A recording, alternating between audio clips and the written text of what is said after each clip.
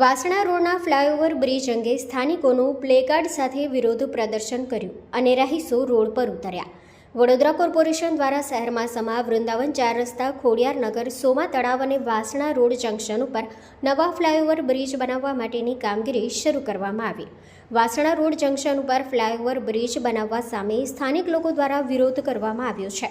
રવિવારે સાંજે 4 કલાકે સ્થાનિક લોકો એકઠા થઈ વિરોધ પ્રદર્શન કરવામાં આવ્યું હતું. વિસ્તારમાં બેનરો પણ લગાવવામાં આવ્યા હતા. સ્થાનિક લોકો દ્વારા ફ્લાયઓવર બ્રિજના વિરોધમાં બેનરો લગાડ્યા હતા. સાથે જ બેનરોમાં જણાવ્યું હતું કે અમે ફ્લાયઓવર બ્રિજનો વિરોધ કરીએ છીએ. જો આ બ્રિજ બનાવવામાં આવશે તો કોઈ રાજકીય નેતાઓએ આગામી ચૂંટણીમાં વોટ માંગવા આવવું નહીં તેવા સ્થાનિકો દ્વારા પ્લેકાર્ડ સાથે વિરોધ પ્રદર્શન યોજાયું હતું. બ્યુરો રિપોર્ટ સત્ય ડે ન્યૂઝ.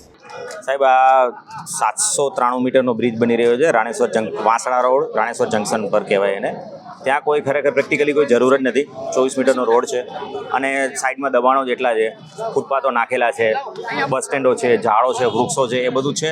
એને તમે હમણાં એ ઝાડ એ વૃક્ષોને બ્રિજના નામે કાપી શકો. અત્યારે 3-4 મોટા મોટા વૃક્ષો કપાઈ ગયા, બ્રિજના નામે કાપી શકો. તો તમે જ્યારે દબાણ નહોતું તો દબાણના નામે કાપી શકતા હતા. તો આ રોડ ઉપર કોઈ જરૂર જ નથી વસ્તુઓની. ખુલ્લું જ છે, ખુલ્લું કરી નાખો, દબાણ દૂર થઈ જાય, આપોઆપ ક્લિયર થઈ જાય. આગલા 10 વર્ષ સુધી બ્રિજ ન બનાવવો પડે તમારા વિસ્તારમાં. બસ, પણ એ ગ્રાઉન્ડ લેવલનું કાર્ય કોઈને કરવું નથી. જે તે 3-4 વર્ષ પહેલાં સર્વે થયો હતો ત્યારે ટ્રાફિક હતો, એવી હાલમાં નથી. નીલાંબર સર્કલવાળો રોડ ફૂલ ફ્લેશમાં ખુલી ગયો છે. એ બાજુથી લોકો આવર જવર વધારે કરે છે, આ રોડ ઓછો પ્રિફર કરે છે. અને 2-4 મિનિટ સાહેબ તમારે સિગ્નલમાં ઊભું રહેવું પડે તો એના માટે બ્રિજો ન બનાવવા બેસાય. બસ અમારી એ જ માંગ છે કે અમને સાંભળો, રજૂઆતો સાંભળો, પ્રેક્ટિકલ ગ્રાઉન્ડ લેવલ પર આવો, જુઓ. કોઈ જરૂર નથી. આટલા રોગોની બેરોજગારી વધી રહી છે, કેટલા લોકો બેરોજગાર થશે એ તો જુઓ. ગ્રાઉન્ડ પર આવો તો ખરી સાહેબ, વ્યથા તો જુઓ, લોકોની સાંભળો તો ખરી.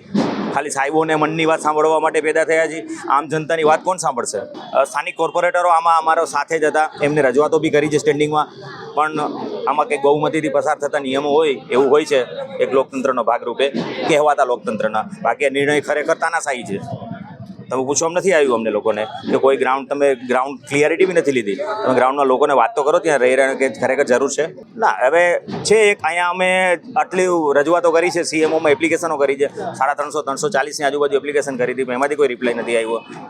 ગયા માર્ચમાં મ્યુનિસિપલ કમિશનરને એપ્લિકેશન આપી હતી, એનોય કોઈ રિપ્લાય નથી આવ્યો.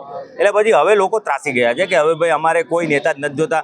જો આવી જ રીતે બેકારવાળું ને અલગ અઘરું જીવન જીવવાનું હોય તો અમે દરેક કોઈ રાજકીય પક્ષને દૂર રાખીને જ જીવશું. વિરોધ પ્રદર્શન એ છે કે અમારો જે આ 4 રસ્તા છે તે બ્લોક કરી રહ્યા છે.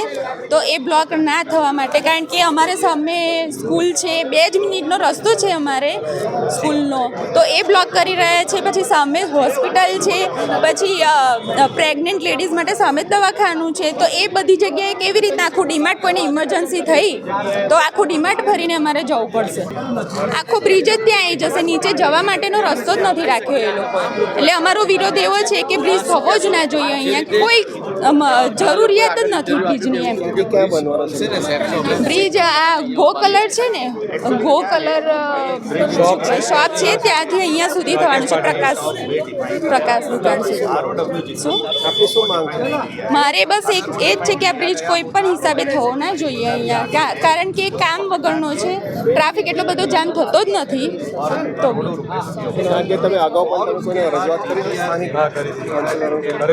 રજૂઆત કરેલી છે પણ કોઈ સાંભળવા તૈયાર નથી. એટલે છેલ્લો આ અમારો રસ્તો હતો કે અમે પ્રોટેસ્ટ કરીશું. જો તમે આ વિડીયો ફેસબુક પર જોઈ રહ્યા છો તો લાઈક અને ફોલો કરો, અને યુટ્યુબ પર જોઈ રહ્યા છો તો અમારી ચેનલને સબસ્ક્રાઇબ કરો. સત્યડે.com, આઝાદી સમાચારોની.